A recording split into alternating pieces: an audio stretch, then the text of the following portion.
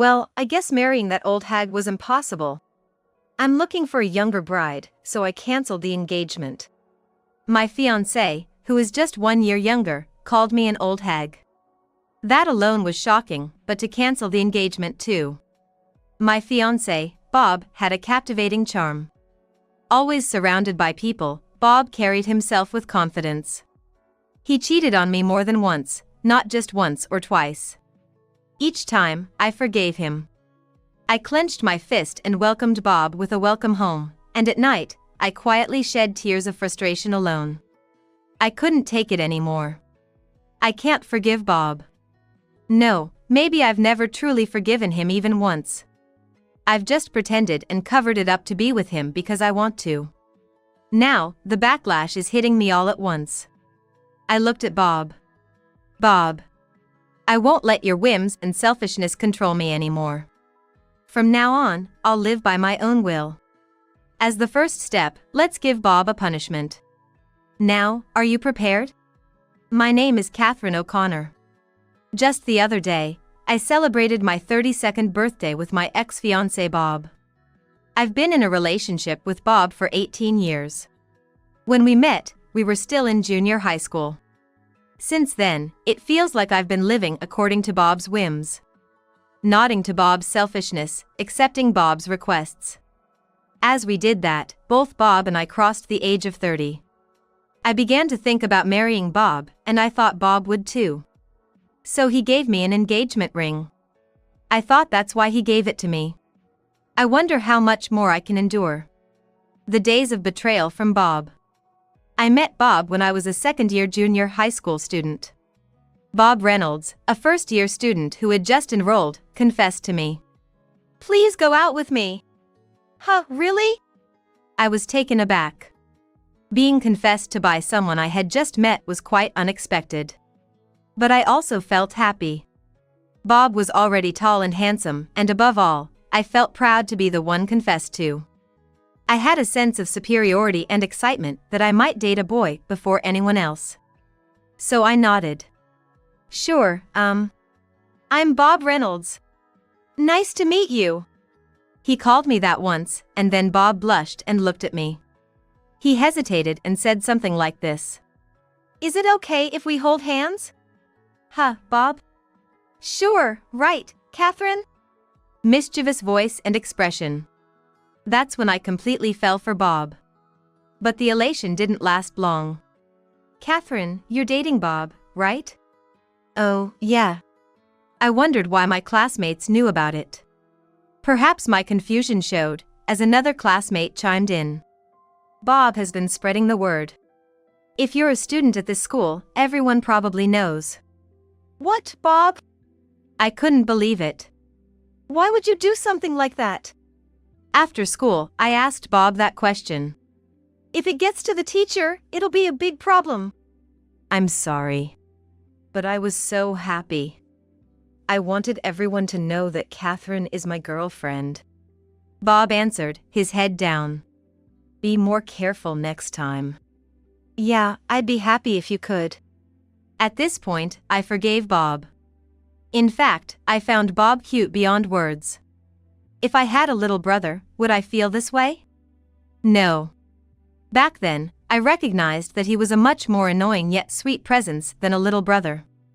That's why Bob's initial betrayal hurt so much. A mocking voice saying, "She's the school's top beauty, huh?" It was so different from what was directed at me that I didn't immediately realize it was Bob's voice. However, once I did, there was no mistaking it was him. During school break time, I was about to visit Bob's class when I overheard that exchange in the hallway. "This school isn't low level, is it? She's below average there. But her figure is good, isn't it? Oh yeah, her chest? Her boobs are definitely big. I'm looking forward to that. Well, that's a relief. Bob is a man after all." "Oh, yeah." Sleazy laughter erupted. A group of boys, with Bob at the center, had gathered. They seemed to be excited about my appearance. I leaned against the wall, unable to move from the spot. My legs were trembling. "Catherine, are you okay?" "Oh, yeah." My classmates came over, suspicious of my behavior. Unaware, Bob continued to frolic with the other boys. "What's with that? So low." "It's important to go along with the conversation," I answered, my voice choked with tears. "Catherine, I guess he's embarrassed by the teasing from others. That's why he said such things." My words stopped there. Tears started to overflow. Accompanied by my classmates, I cried as I went back to my classroom.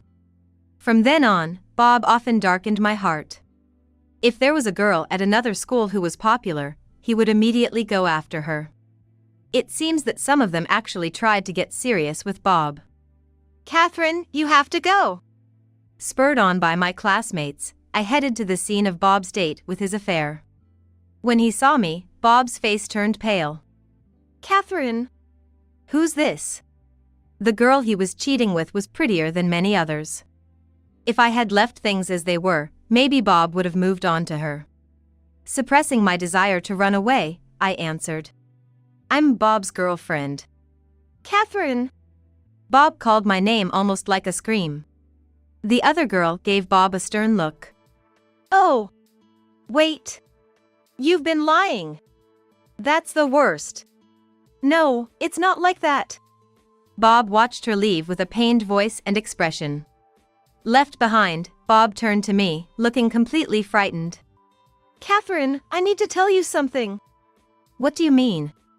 My voice was cold. In response, Bob floundered like a fish out of water, opening and closing his mouth. But eventually, he seemed to find an excuse. "She was so persistent." Whenever I confronted him, Bob would always say this. "It was just one date. You're my main girl, Catherine." "Yeah." I nodded. Not because I was convinced, but because I knew arguing further wouldn't make Bob apologize. And more than anything, I didn't want to be disliked by Bob for nagging about his affairs. What started as a relationship of superiority had become dominated by Bob. Even about my future, Bob insisted I choose a high school that suited his academic level and convenience. "We should go to the same high school, right?" "Yeah, but my teacher said I could go to a better one." "Are you going to abandon me?" Bob looked at me with tearful eyes. At this point, I could see through his fake tears. Still, I couldn't stand up to him. "Okay, I'll go to the same high school as you, Bob." "Great. Wait for me there, Catherine." When his opinion prevailed, Bob showed a sweet smile. It was a reward for me, and I kept pushing myself just to see that smile. When I told my parents which high school I wanted to go to, my mom openly showed her disappointment in me. "Why are you going to such a boring high school?" "That's right. You should graduate from a decent college and get a job with a future," my dad added. But I insisted, all my friends are going to that high school, using a poor lie. In reality, my friends had chosen better high schools. And I knew there was no benefit in matching my choices to Bob's poor academic performance. Lying to my parents like this was a first for me. I was torn between feeling guilty towards my parents and keeping my promise to Bob. "I'm disappointed in you," they said, ending the conversation. From the next day, my parents visibly started treating me differently. In contrast, Bob was in a great mood. "Catherine, thank you. Now we'll be together in high school too." "Yeah."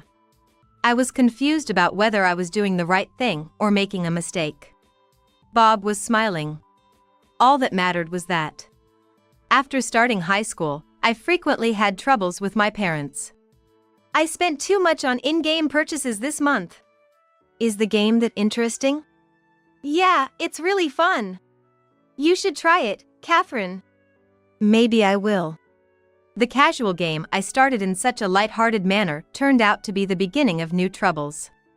Normally, I wouldn't have cared so much, because I never really liked the game. The problem was its friend feature. Players cooperated in events, and Bob invited me to the game for this purpose. "Catherine, your character is weak. Pull more gacha to strengthen our team." "I'm sorry." Following Bob's directions in the game, our characters did get stronger. But the spending increased too. My mom noticed. Not only did you go to a bad school, now you're wasting money on games. What are you doing? But my friends. If those are your friends, you're better off alone. Don't say that. For the first time, I talked back to my mom. I wouldn't let her say Bob wasn't good for me. Talking back to your parents. Mom looked angry and sad, a complex expression on her face. Since then, I hardly spoke with my parents. When I discussed this with Bob, he showed his usual smile. That's fine. It's your life, Catherine. Is it? I wondered if Bob saying that was appropriate. Was I really living my life? Or was I just following Bob's orders, forced into a life convenient for him? By the time I realized this, it was too late. After graduating from high school, I chose to work. My parents had completely given up on me. I couldn't even think of going to college. Especially since Bob seemed against the idea. Catherine, you wouldn't betray me, right? Yeah. I nodded as usual. Bob had dropped out of high school. There's no need for me at school after Catherine graduates. But in reality, it was due to a conflict with a teacher. No company wanted to hire Bob with only a middle school education. At best, he could only find part-time jobs, and even there, he often caused trouble. That boss is so arrogant, it's annoying. Did you quit your job again? I asked, feeling somewhat fed up. By this time, Bob and I had started living together. After my parents found out about my relationship with Bob, they finally kicked me out. Bob, who had a strained relationship with his family, moved into my apartment with just his belongings. It's the start of a fun life together. Yeah. Bob seemed genuinely happy. But I was just forcing a smile. I knew it would just be more trouble. People around me said I should break up with Bob. He's just a freeloader now. He's trying to work, at least. He wants to. But I saw him skip work and go to the gaming arcade. Who said that? My voice was cold. My friends gradually started distancing themselves from me. I knew. I knew they were right. Bob wasn't thinking about my happiness. But I thought I couldn't be happy without Bob. I really believed that. Then it happened. I can't marry an old lady. I'm gonna find a younger fiancé, so our engagement is off, lol. Bob took off the engagement ring from my finger and declared. Bob! I was out of my mind. Bob's smile was no longer sweet. It was a nasty smirk, looking down on me. Catherine, you're 32, right? Not young, clearly. I'm only a year older than you. I tried a futile retort. Bob was always dismissive about his own age. He simply wanted to switch to a younger, cuter girl. And Bob had already cheated on me with several girls. He was good-looking and knew how to charm. Seducing girls was easy for him. The relationships didn't last because of Bob's selfish nature and financial unreliability. I was the witness to that. The biggest victim of Bob's deceit. So, thanks for everything. Bye, Catherine. Bob waved his hand flippantly. The ring he had taken from my finger gripped in it. I wondered who he intended to give that ring to next. I thought to myself. And then, I made a decision. Bob. I won't let you have your way anymore. Goodbye, Bob. Oh, you understand? That's my Catherine, always got why I liked you. Is that so? It seemed like Bob's feelings for me were a thing of the past. Maybe they never existed in the first place. Now that you understand, please leave. Huh? Forgot? I'm the one who rented this apartment. Ah, I see. So you're kicking me out, huh? Bob said with a thin smile. Bob smirked, thinking I was joking. I smiled too. And those clothes. What? Everything you're wearing, I bought it. Well, keep the underwear. But return the rest. I'll sell them to a thrift store. You're telling me to leave in just my underwear? Bob shouted. I must have at least one outfit I bought myself. Nope. I have the receipts if you need proof. Receipts? Yes, from the clothing store. I kept all of them, along with every bill, groceries, utilities, everything. What the heck? Bob's voice grew pitiful. You don't need to take the toothbrush, right? And since we have 2 sets of dishes, I'll throw them out. Then at least give me. No. You can only take what you bought yourself. Bob looked out the window in despair. It's snowing outside. Yeah. I nodded calmly. Bob, shivering, begged. At least let me keep the jacket, please. Fine. You can wear what's underneath. But not the jacket. It's a brand worth good money. I smiled emptily. The jacket I bought for Bob. He had insisted, and I had indulged him. Just a year ago. The black long coat looked great on him. At that time, I was so proud. You're a devil. I'm fine with being a devil. I'm just an old lady anyway. I waved my hand at the door and closed it, thinking I need to change the locks soon. I had taken back the spare key from Bob, but he might still have another one. You'll regret treating me this way. I'll never see you again. I heard Bob's parting words. I slumped down, holding my head. I was anxious. I had impulsively broken up with him, but could I really come to hate Bob? After all the time we spent together. Bob would no longer be in my coming days.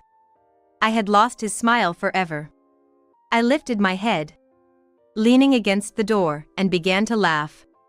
Bob is gone, he's really gone. I finally felt free. There was a sense of relief and fulfillment. Bob had long ceased to be a romantic interest. I was just with him out of inertia. Being with Bob meant constantly worrying about upsetting him, making it impossible to be myself. I understand that clearly now. I don't need you anymore, Bob. This turned out to be just right. He left on his own.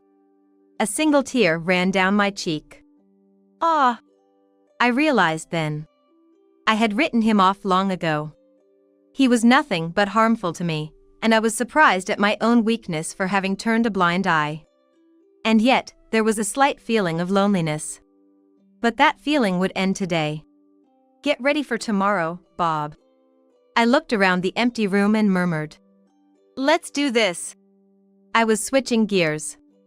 It was going to be busy. The first thing to do was definitely changing the locks. The landlord said, "It's good you broke up. Your boyfriend was not well liked in the apartment." Is that so? I accepted the words more calmly than I thought I would. The old me would have been furious. Any negative talk about Bob was unbearable. But now, it's different. Like a cloudy sky clearing up rapidly, my thoughts were also becoming clear. Please take care of the lock change. Sure, I'll handle it, replied the landlord with a firm nod. As I was halfway up the stairs back to my apartment, another tenant stopped me. Excuse me. What can I do for you? You were engaged to Bob, right? It's ex-fiancé now. Oh, so you broke up. The tenant furrowed her brows in distress. After looking around, she, appearing to be about a college student's age, said, "Please come to my apartment." Why? I've been harassed by him. He spread rumors that we're dating, and his stalking has gotten worse. It's scary. Therefore, she said, looking intently at me, clasping her hands together as if in prayer.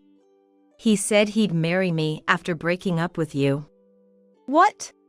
But you seem normal, not like the terrible woman he described. He spoke ill of me? I couldn't hide my dismay. Guided by her, I visited her room. There, I was told about Bob's disturbing behavior, which was truly disheartening to hear. I knew he sometimes took money from my wallet, but to buy you gifts with it? Yes. He barely works, yet he's always splurging. Turns out, he was stealing from his fiancé's wallet. I looked up at the ceiling, astounded. While drinking the tea she offered, the woman said, "I should have told you sooner. I'm sorry." "It's okay. We're both suffering because of the same man," I replied with a wry smile. "But now, we need to think about the future." "The future?" She blinked in surprise. I said, "Yes. How are we going to deal with Bob now?" I shared my ideas with her. And she listened intently, nodding and interjecting occasionally. Then I added something important. "I actually knew about you before." "What?" She looked shocked. It was a natural reaction. Even though we lived in the same apartment, our paths rarely crossed. Our interaction was limited to nodding in the hallways due to different life rhythms. I pulled out a bundle of documents from my shoe. "Please don't be upset when you open this. I had all of Bob's affairs investigated by a private detective." "What?" She looked at me. Her eyes filled with a mix of fear and surprise. I smiled reassuringly, trying to ease her tension. "The report said that Bob was the one obsessively fixating on you one-sidedly." "Please believe me. I have nothing to do with him." "I believe you. Please calm down." "Thank you." She sighed in relief. "The report clarified that out of 5 women, 3 were in clear romantic relationships with Bob. You and another woman were just being pursued by him." "Is that so? There are others suffering the same as me." Emily hung her head, visibly pained. Knowing there were others in similar situations probably evoked empathy and sympathy in her. I leaned in slightly and suggested, "Shall we meet them?" "Meet them?" "Yes, the 3 of us, together with you, can confront Bob." "Confront him? But how?" "Through legal action," I said, emphasizing my words. "First, let's consult the police and get a stalking assessment. Bob isn't smart enough to give up easily. We'll have our chance to press charges." "To use me as bait to lure him?" "That's not what I meant." I was flustered. Indeed. It sounded like I was imposing danger on her. As I was about to retract my suggestion, she nodded. "I'll do it." "Do what?" "I'll be the bait. If it means defeating him." "Are you sure?" I felt like I saw a fire in her eyes. "Then, from now on, we're allies." "Yes." "Oh, I'm Emily Johnson, by the way." She introduced herself, a bit belatedly but politely. This introduction led to Emily and me becoming closer. Unaware of our plans, Bob, as expected, continued to press Emily for marriage. I decided it was time to confront Bob. Together with Emily. Seeing me, Bob screamed in shock. "What the heck, Emily, why are you with Catherine?" "We are allies," Emily replied, avoiding his gaze. "It's not just us." "Why are you all here?" Bob exclaimed, bewildered. 4 young and beautiful women appeared. They were all women Bob had pursued. One of them, like Emily, had been a victim of his stalking. And looked at Bob with anger-filled eyes. The other 3 acknowledged they had been in relationships with Bob. Under the pretense of marriage. In essence, all of them had been deceived by Bob. "I didn't know you had a fiancé, Bob." "It's a misunderstanding. I've already broken up with her." "Then what about the other girls?" "They all seem to think they're going to marry you, including me." "Ah." Including myself, there were 6 of us women. Among them, a particularly assertive woman was enraged to learn Bob had played with her feelings. When she realized that Bob had deceived her just for fun, she became furiously angry with immense intensity. Now, she was confronting him. Bob, being yelled at by the woman, turned to me with tearful eyes. With tears in his eyes, he said, "Catherine, it was you, wasn't it? You told them all." "Yes, I did," I replied, tilting my head. "But Bob, you're the one who deceived everyone." "Even so, to call them all at once. Help, forgive me." Bob was surrounded by the other women, each airing their grievances. everyone had been genuinely in love with Bob. I understood. I had felt the same way. Watching Bob and the women, I felt a mix of pride and strangeness. A year has passed since that incident. Emily and I continued to stay in touch, now visiting each other's apartments. So, you see. As I was talking, my smartphone rang. I chose to ignore it, continuing my story. Emily looked puzzled. "Aren't you going to answer that, Catherine?"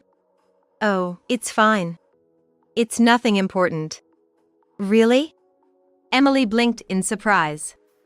I smiled wryly, already knowing who was calling. It was Bob.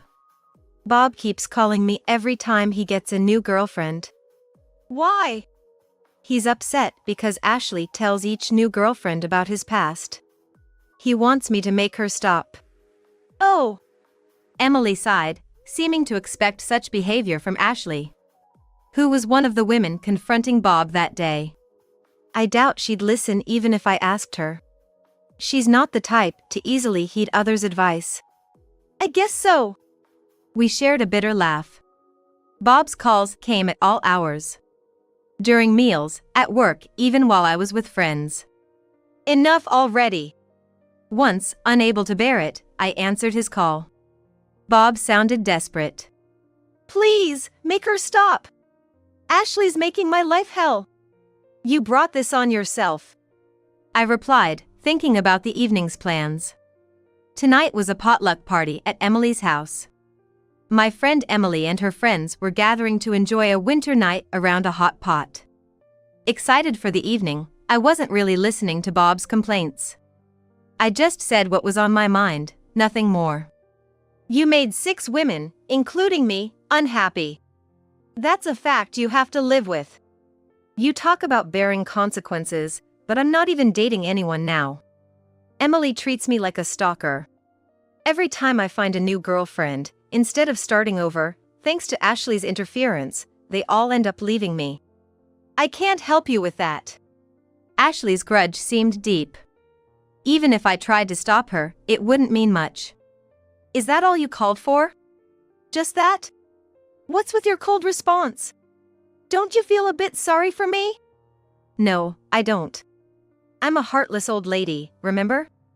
With that, I ended the call. Then, I muttered to myself.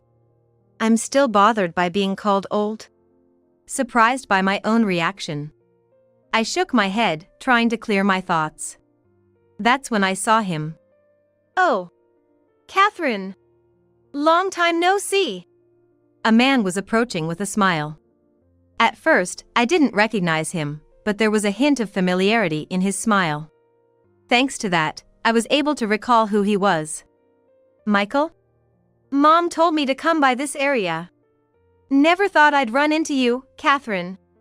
The cheerful man was Michael, my childhood friend.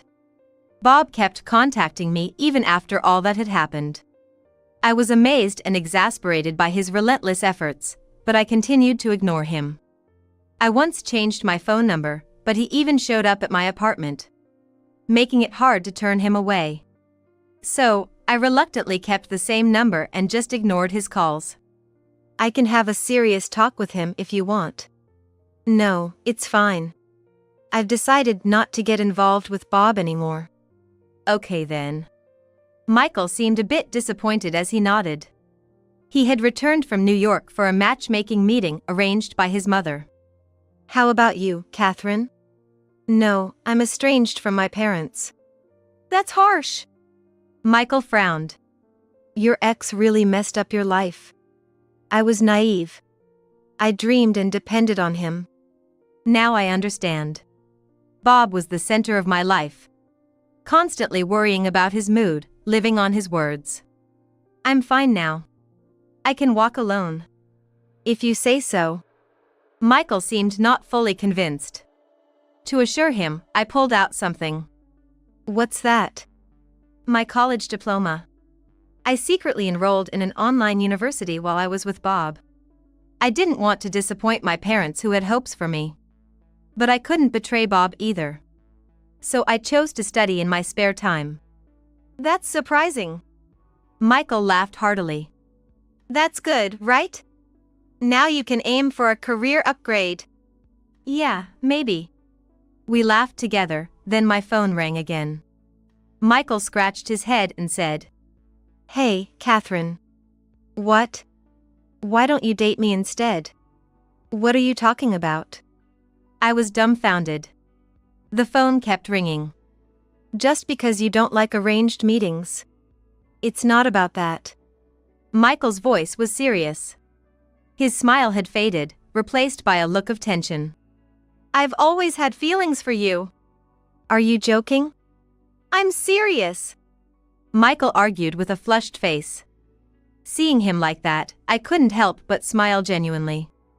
I eventually gave in to Michael's persistence and started dating him.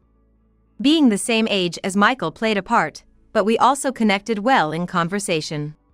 This was a refreshing change from my time with Bob, where I always had to conform to his ways. The ease and openness I found in my relationship with Michael felt almost surreal. The calls from Bob still continued.